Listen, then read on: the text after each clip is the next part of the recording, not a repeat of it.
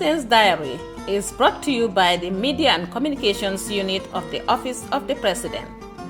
Get your reviews and updates on the President's engagements, policy and priority programs. Subscribe to the State House newsletter, like and follow the State House of the Gambia on Facebook at Presidency Gambia, and follow the Twitter handle at presidency_GMB. If you are a fan of YouTube, subscribe to the State House of the Gambia YouTube channel and get your updates at your convenience. Get more on the OP website www.op.gov.gm. Get informed, get enlightened, get factual information. The Media and Communications Unit, Office of the President, is your credible source on the presidency. Hello viewers, and welcome to yet another episode of the President's Diary. It's good to be back to bring you a roundup of the President's activities in the last month. Also, we have the Director of Press and Public Relations, Ami Bojang Sisoho, to give us a perspective on the various issues that are highlighted in this episode. I am Zainab Fall, and thank you for joining us. President Barrow in April traveled to the Republic of Cote d'Ivoire for a two-day official visit to strengthen the bilateral ties between the two countries. The two-day official visit to the Republic of Cote d'Ivoire culminated in the signing of agreements between the two countries. The Honorable Minister of Foreign Affairs, Dr. Mamadou Tangara, and Ivorian counterpart Kandia Kamara signed an agreement to provide a general cooperation framework between the Gambia and Cote d'Ivoire. The two ministers also signed an air service agreement to promote the development of air travel between the two countries. The agreement will allow Air Cote d'Ivoire, the national carrier, to expand services to the Gambia. Similarly, a third agreement to promote energy cooperation was also signed by the Minister of Energy and Petroleum, Abdou Diop, and Mamadi Sangofa Coulibaly, the Ivorian Minister of Mines and Energy. Under this agreement, the two countries agreed to cooperate in the trade of all forms of energy and petroleum. In May, President Barrow was in Abuja, Nigeria for the inauguration of His Excellency Bola Ahmed Tinubu. He joined several other leaders to witness the power transfer from one democratic leader to another. President Bola Ahmed called for unity and concerted efforts to develop Nigeria in his inaugural speech. He said the peaceful transfer of power is now Nigeria's political tradition. The event was characterized by a display of remarkable national symbols and cultures to celebrate sovereignty and democracy, but also what binds the country. Despite its diversity in people, Nigeria continues to promote democracy beyond its borders and stands tall with countries whose democracy is threatened. It is significant to highlight the strides the Federal Republic has made in its efforts to entrench democracy under the leadership of former President Muhammadu Buhari. In the Gambia, President Buhari played a significant role in ensuring that democracy prevails and that the will of the people was respected following President Barrow's election in 2016. Also in May, President Adama Barrow received the President of the Republic of Sierra Leone, His Excellency Julius Maada Bio, who was on an official visit to Banjul. President Bio was welcomed with a guard of honor, and a reception was held with cabinet ministers and security chiefs of the Gambia. The two heads of state later had a closed-door tete-a-tete at the new VVIP lounge at the Banjul International Airport. Maada Bio and entourage later that day departed back to Sierra Leone. In a bid to strengthen ties between the Gambia and the Federal Republic of Germany, President Barrow received the Minister of State of the Federal Republic, Ms. Kadja Kiel, at the State House in Banjul. The President appreciated the escalation of the Gambia-German diplomatic ties with the opening of an embassy in Banjul, which he described as an indication of commitment to the relationship.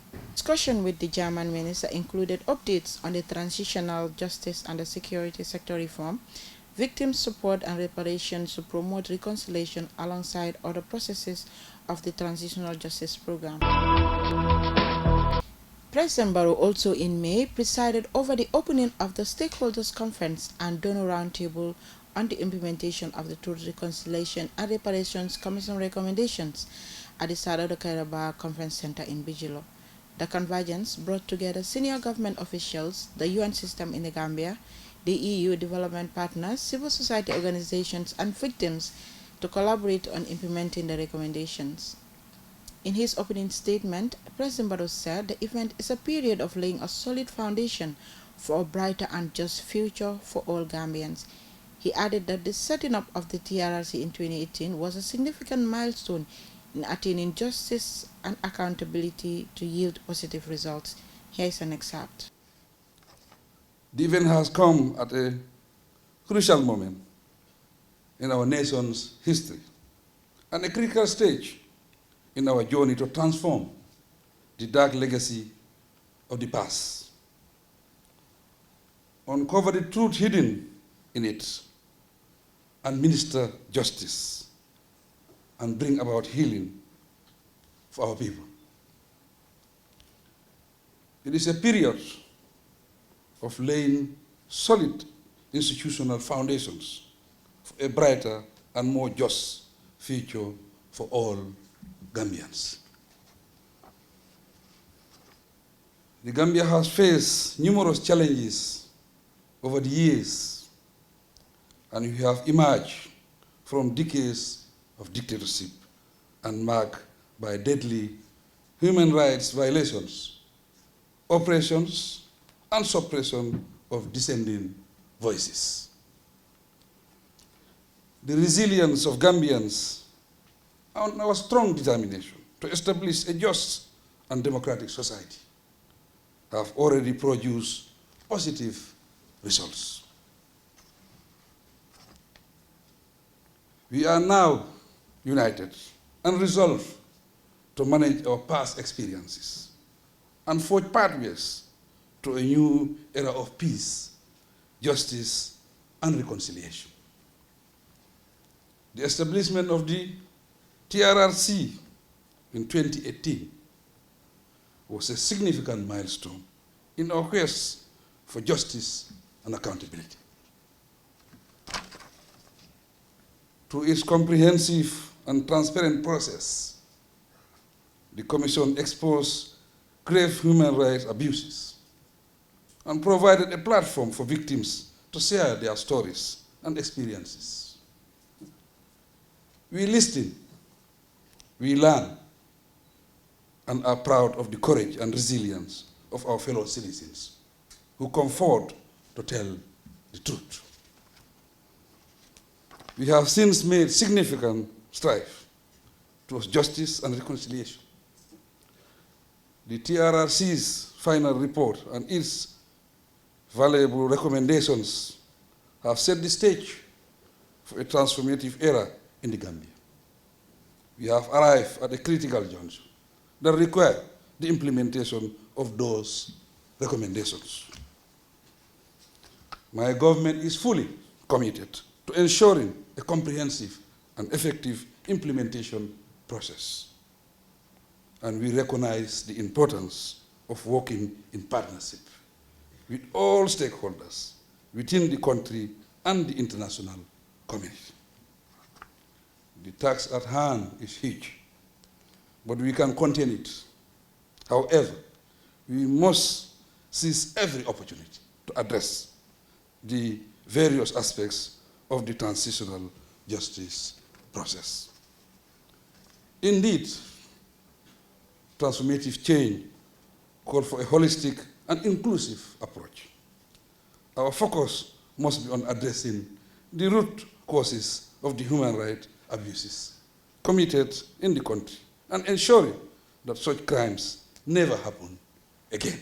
The process includes strengthening our democratic institutions, promoting transparency and accountability, and creating an environment wherein human rights are respected and protected. From that excerpt, we now have the DPPR to shed light on the TRRC Donor Conference and how significant it is? Thank you very much, Zainab. I think almost everybody can imagine how important the TRRC implementation of the recommendations is important to the president, realizing that one of the most important commissions his government set up when they came into office was the TRRC. And then that process has revealed the truth for many of the things that have been hidden, and the unearthing has resulted to some people immediately reconciling, others thinking that there is a process that needs to be completed before they can reconcile. That is the reparation part of it. And realizing that not only the reparation but also justice to take place. So it is important for the president, having been invested so much into something that his government and the people of the Gambia believe should happen, for the Gambia to move forward by healing. And we cannot heal if there is no justice and if there is no reparation. And this has been a very important aspect. That is why His Excellency himself decided that he'll go there and launch it, so that we call on partners of the Gambia, friends of the Gambia, to join in to support the process so that the implementation can take place as anticipated. Women's empowerment remains central to President Barrow's development agenda. As a result, he received African Women Leaders Network at the State House in Banjul, who came to thank him for supporting the successful launch of the Gambia chapter and to welcome him to the Aulin Circle of Champions. The president cited the current Secretary General Salima Duture's position as strategic in his government to influence decisions for gender sensitivity. He added that the role of the Ministry of Women, Gender and Social Welfare is a testament to that commitment. Highlighting the economic transformation of Gambian women, President Barrow disclosed that about 50,000 women had accessed the Women Enterprise Fund with 5% interest. He said the Gender Ministry is partnering with the Central Bank of the Gambia to support women with loans through the WEF. While acknowledging the caliber of women in the Aulin network leading to its successful launching, the president encouraged more women, especially the elite, to participate in politics at all levels to increase their involvement in key decision-making processes. He thanked them and pledged to support Aulin agenda on national and global stages. The DPPR again to shed light on the meeting with Aulin women leaders. It is very important that we have women in the governance process, and the significance of women's empowerment could be realized through the participation of women at different levels. However, for the Barrow government, it has manifested itself that it believes in women's empowerment by, first of all, taking the bold step of separating the Ministry of Women's Affairs, children and social welfare issues away from other ministries it has always been attached as an addendum. And that shows the importance his government attaches under his leadership to ensure that women's issues are highlighted and given the prominence they deserve. Secondly, you will realize that the policies that are guiding his government also indicating that a minister for women's affairs was identified and was appointed, who is a female. That is also a very significant milestone as far as women's empowerment in governance is concerned. And not only that, but also how do we reach out to the grassroots women, the middle income earning women who are struggling in their own enterprises to ensure that life gets better for them and for their family and eventually for the whole country. You will notice that his government went a step further to ensure that there is a women enterprise fund targeting women who are in different enterprises to be able to access loans that can help them as groups and individuals to be able to enhance what they're doing in terms of economic empowerment. But also having, if you look at the hourly representatives, you will see prominent Gambian women there who have held positions of vice presidency, the former head of ICC, the Gambian ambassador to Ethiopia at the ECA level. So all these are demonstrations that women can do it, and they're doing it, and the government believes in supporting women's empowerment, but we just have to push harder to have more and more representation. And I've seen the commitment where His Excellency has disclosed how his government is planning and working on the quota system so that women's representation could be more visible at the governance level. So these are steps that are showing that the African Women Leadership Network is very viable, and having it in a chapter in the Gambia shows the significance and the support the government is prepared to give to the network. Still in May, President Adama Barrow welcomed and congratulated the new Dakar-based World Bank Country Director, Ms. Keiko Miwa, who came to pay him a courtesy visit at the State House in Banjul. The President applauded the government's partnership with the World Bank in various development projects. Despite the challenges of the COVID-19 and the war in Ukraine, the President said the government has been able to build resilience. He equally emphasized the importance of peace and stability, which are prerequisites for economic growth.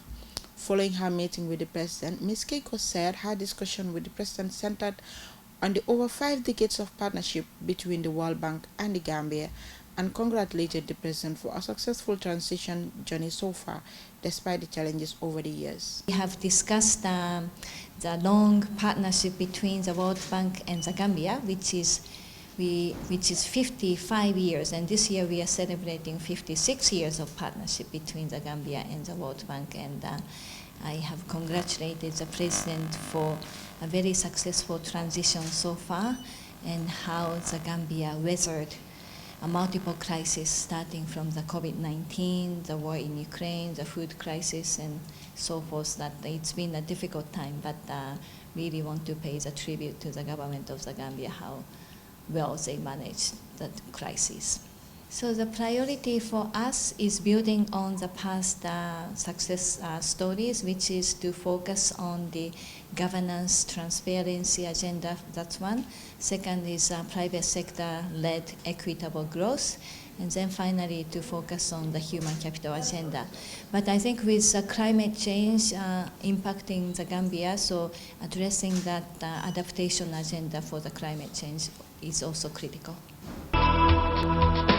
Viewers, before we wrap up this episode of the President's Diary, let's take a look at the series of foundation laying and of course the inauguration of electricity projects that the President embarked on in the past month. This important energy project has been implemented to expand electricity access to 46 communities that run from Laminkoto to Diabugu Batapa in the districts of Same and Sandu, and within the 2 forest regions of the country.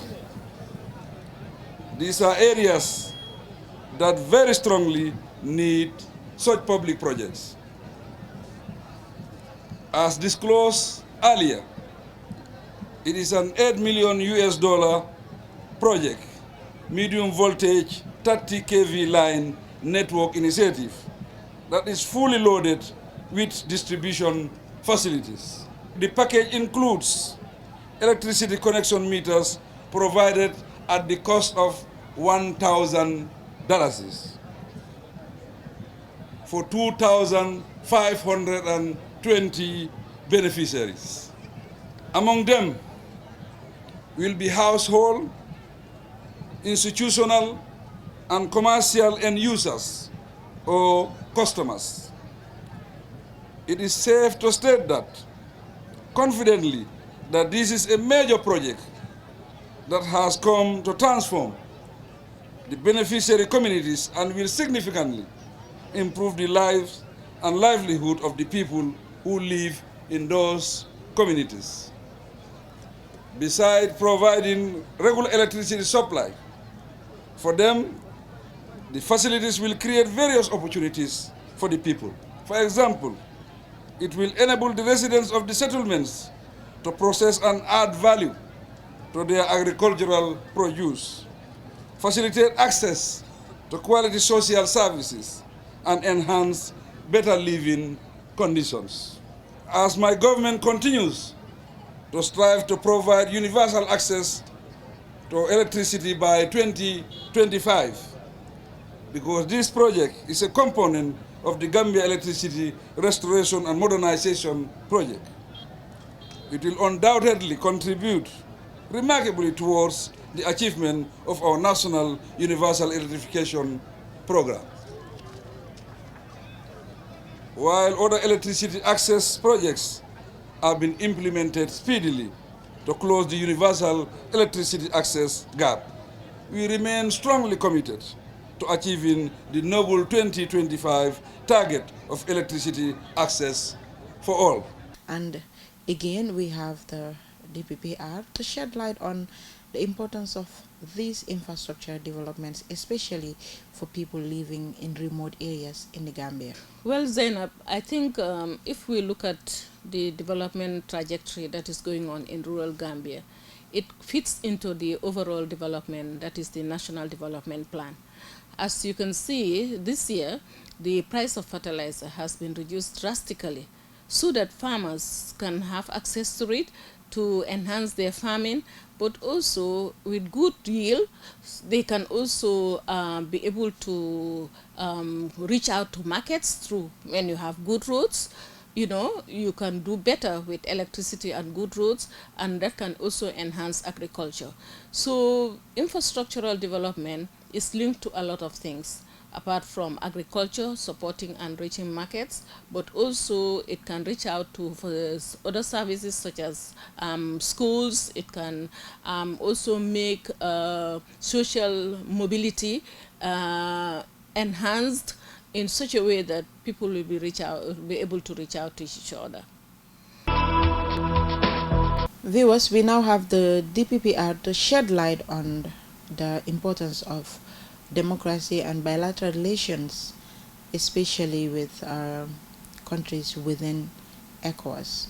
At the international level, you realize that President Barrow is also engaging people by receiving diplomats in his office, and those diplomatic engagements are very key in any development and for any country, because it shows that partners are aware of what your government policies are.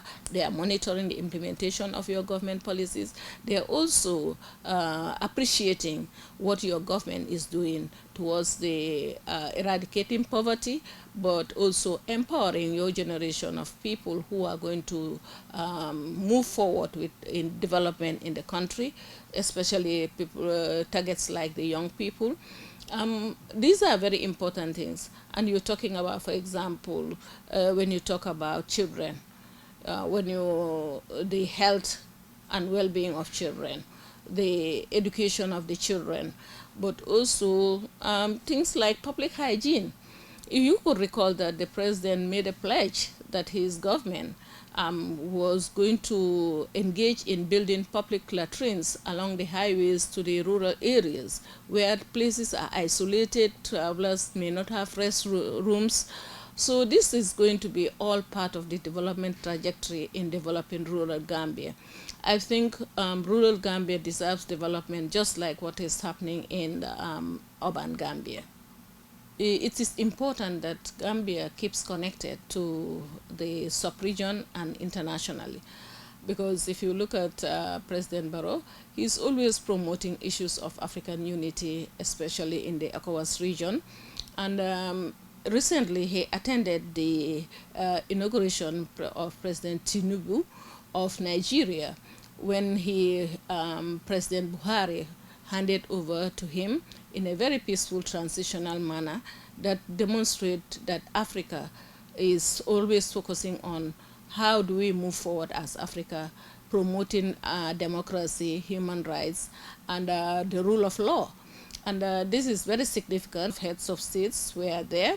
They participated to witness and promote the idea that we can always promote peaceful transition in Africa. And President Barrow attended it, and this is a significant thing for ECOWAS also. as we realize a lot of things are happening in our sub-region, and it is important that Africa shows that it can stand and promote and continue to make sure that its good governance protocol under the African Union and under ECOWAS is maintained. Recently, in the Senegal, our neighbors, the government of President Barrow sent out a press release to express concern. We all know Senegal as a country that is known for its teranga and also for its dialogue. That is, they are known for dialogue. So President Barrow's government sent a release to remind that Senegal should not lose sight of those important elements that they are known for. They have been a champion of democracy and human rights in Africa, and I think they should continue that.